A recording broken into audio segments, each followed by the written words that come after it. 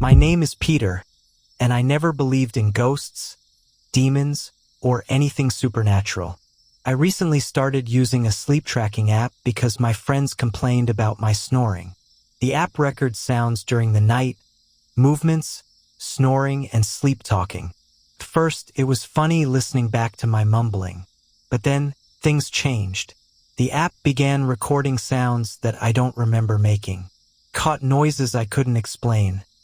Sounds of someone else in my room. The worst was a voice whispering something directly into the microphone. I didn't sleep after that. And now, I'm afraid to close my eyes ever again. I downloaded a sleep tracking app out of curiosity. My friends joked that I talk like a zombie while asleep. The app could record anything unusual that happened at night. I thought it would be fun to hear myself snoring.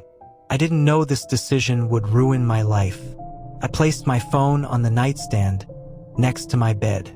The app had a simple interface and a green button that said, "Start recording."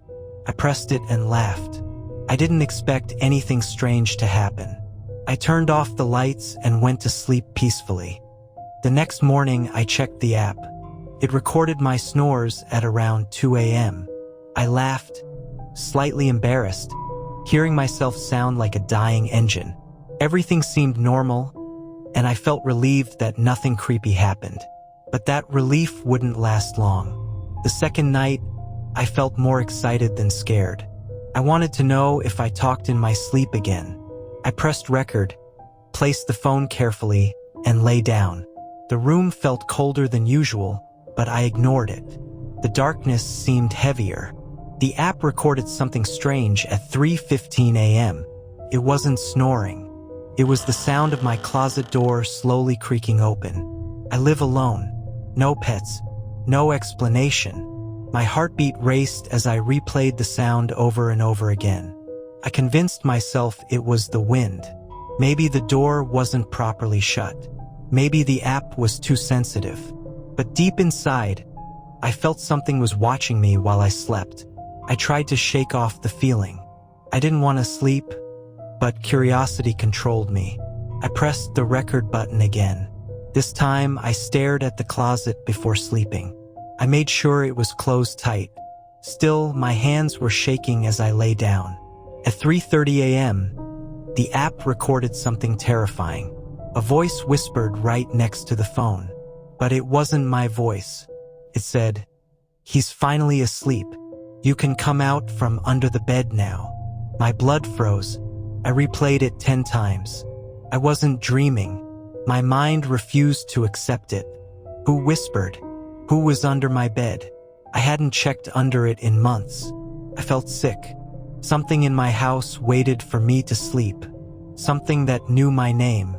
I gathered courage and lifted the blanket, shining my phone under the bed. There was nothing, or maybe something moved deeper into the shadow. I heard a soft scraping noise behind me and jumped. But no one was there. I barely slept that night. I sat upright, staring at the closet.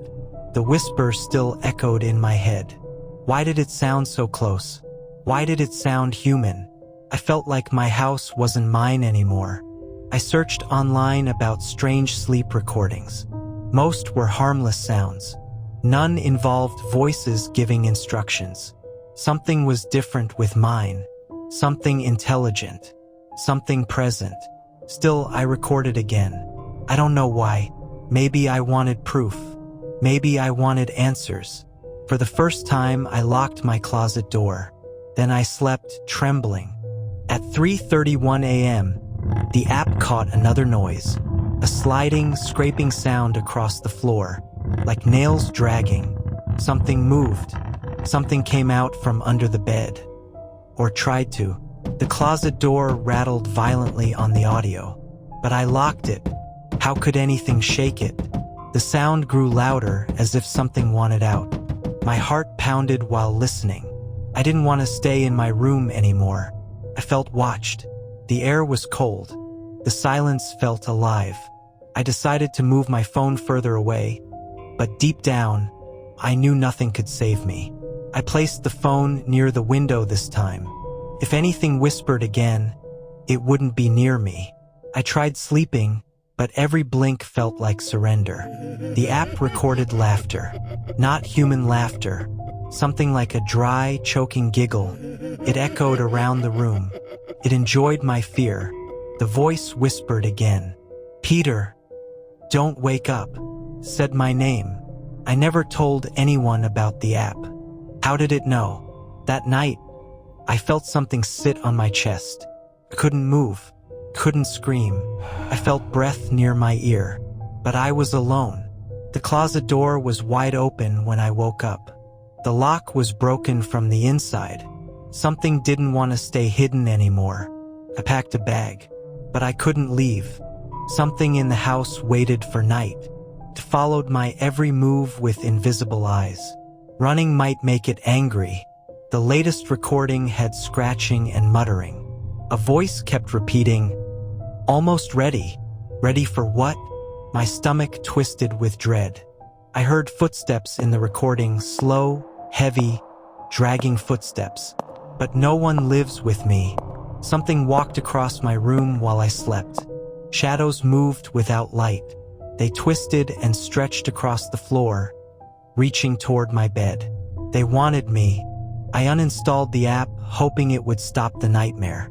But that night, the phone still recorded. The app reinstalled itself. I didn't touch anything.